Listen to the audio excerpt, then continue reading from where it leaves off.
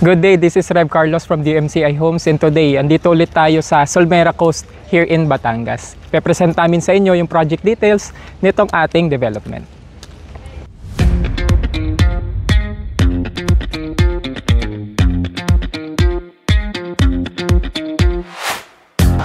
Hi, this is Rev Carlos from LG Division, Team Warrior Knights.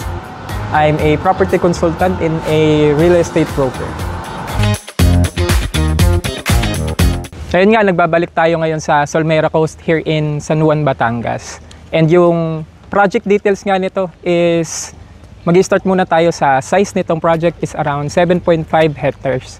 So itong project is, ang main feature nito is yung ating mga condotel, which yung ating 5 buildings na available dito sa ating project is 4 doon yung condotel. Tapos isa doon yung residential, which is yung NUSA building.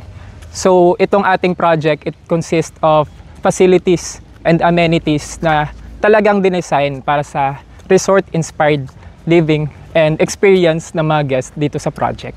Meron tayong mga swimming pool, meron tayong roof deck pool, meron din tayong court, tapos meron tayong mga kabana, pati meron din tayong mga villa na pwede mag-stay yung ating mga guests.